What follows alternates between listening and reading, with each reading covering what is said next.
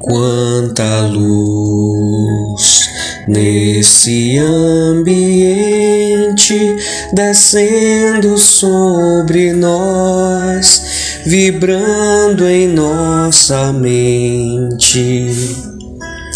Quanta luz, quando assim em prece, como a alma cresce aos olhos de Jesus. Quanta luz, pois em oração a voz do Mestre fala ao nosso coração. Quanta luz descendo sobre nós. Quanta luz, quanta luz.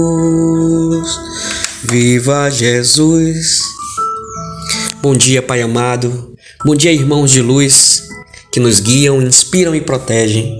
Bom dia, amigos encarnados que junto comigo dividem este momento tão bonito de estudo e agradecimento à espiritualidade por toda a oportunidade que temos para crescer enquanto espírito, para melhorarmos enquanto ser humano, fazendo nossa reforma íntima, removendo os nossos pecados com a chama da autorreflexão, vigiando nossas atitudes, nossos sentimentos, nossos pensamentos e fazendo por onde. Sendo assim, peçamos ao Pai amado: Pai, fazei de nós cada vez mais e melhor ferramentas Tuas a serviço do amor, da alegria, da bondade, da justiça e da caridade. Que assim seja. E aos irmãos de luz, pedimos encarecidamente, por favor, fluidifiquem a água que deixamos separada, para que ela possa transformar-se em um bálsamo para o nosso corpo, perispírito, para a nossa mente, atuando em cada célula, cada chakra, cada átomo, a fim de que possamos estar cada vez mais e melhor numa vibração de harmonia e paz, irradiando o bem e atraindo o bem. Que assim seja. Abertura aleatória do Evangelho segundo o Espiritismo, por Allan Kardec. Coragem da fé. Jesus disse: todo aquele que aceitar meus ensinamentos e me reconhecer diante dos homens, eu também o reconhecerei e o levarei para diante de meu Pai que está nos céus. E todo aquele que me renegar diante dos homens, eu também o renegarei diante de meu Pai que está nos céus. Jesus também disse: se alguém se envergonhar de mim e das minhas palavras, eu também desse me envergonharei, quando vier na glória de meu Pai e dos santos anjos. Sempre é muito considerado entre os homens aquele que tem coragem de manifestar sua própria opinião. Existe um grande mérito em enfrentar os perigos, as perseguições, as contradições e até mesmo as simples ironias a que se expõe todo aquele que não teme confessar abertamente suas ideias, que quase sempre não são as da maioria. Aqui, como em tudo, o mérito está na razão direta dos resultados conseguidos perante uma determinada situação.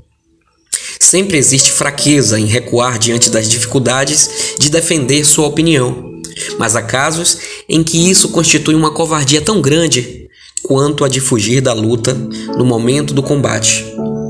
Jesus, em sua doutrina, condena essa covardia, ao dizer que se alguém se envergonhar de suas palavras, desse também ele se envergonhará, que renegará aquele que o tiver renegado, que reconhecerá diante do Pai que está nos céus aquele que o reconhecer diante dos homens.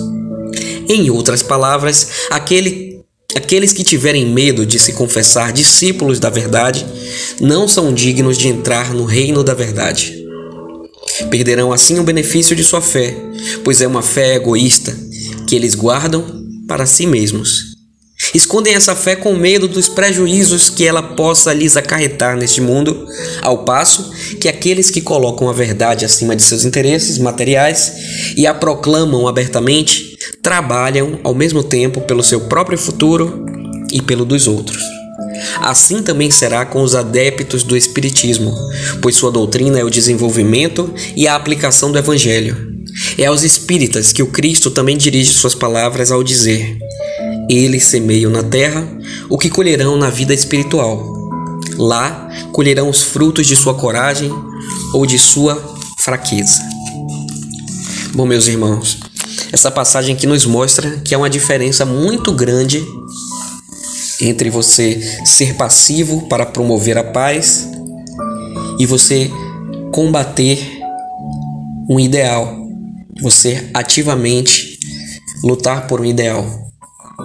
Há muitas e muitas situações, e nós que somos religiosos sabemos que devemos prezar pela harmonia coletiva, pela paz de um todo, de uma sociedade.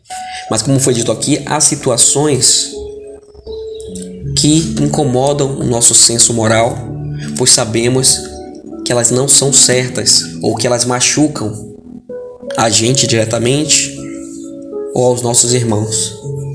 E nessas situações nós não podemos nem devemos nos calar. É isso que Jesus conclama nessa passagem.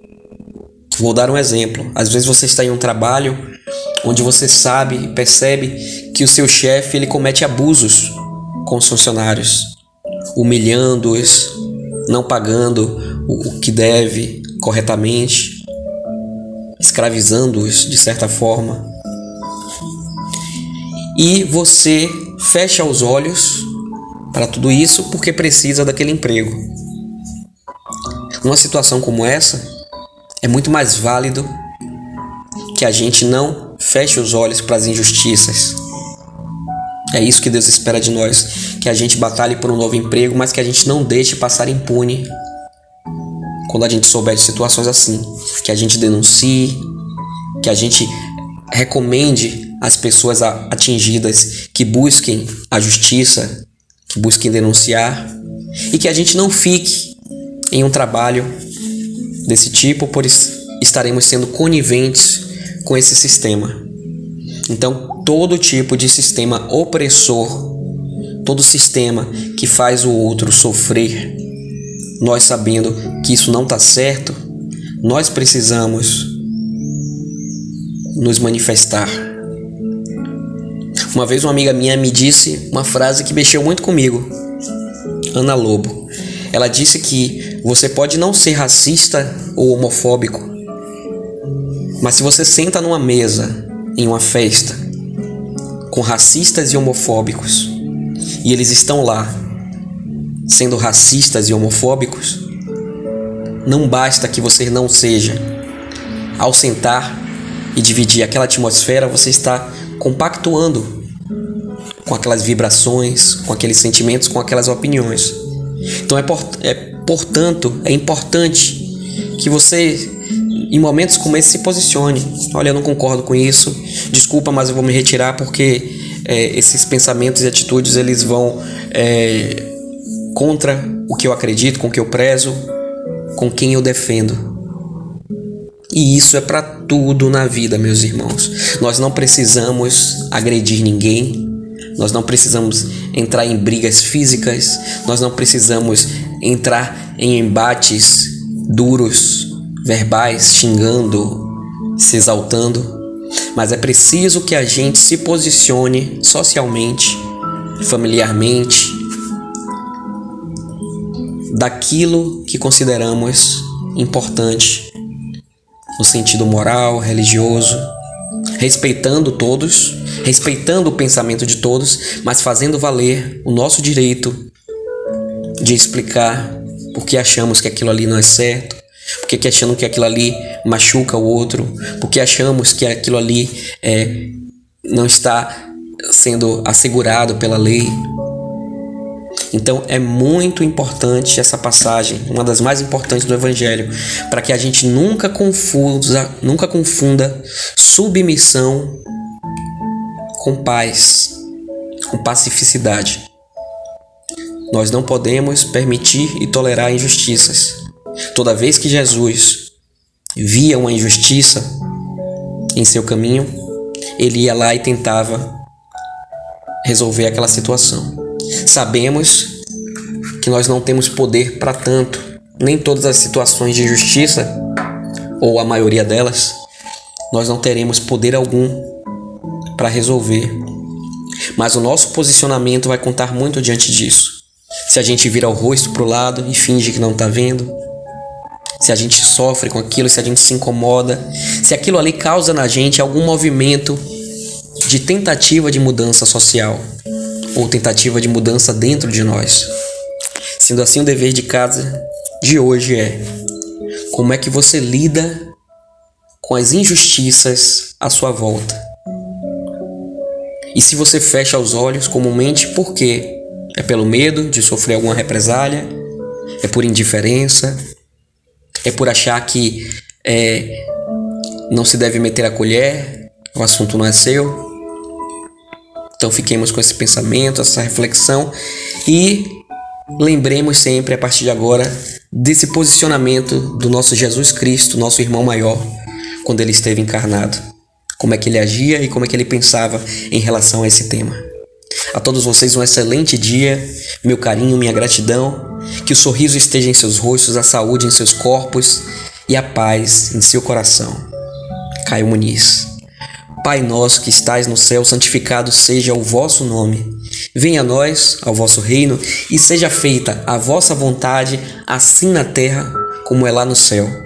O pão nosso de cada dia, Pai, dai-nos hoje, por favor, e perdoa nossas ofensas, como nós tentamos perdoar dia a dia todos aqueles que têm nos ofendido.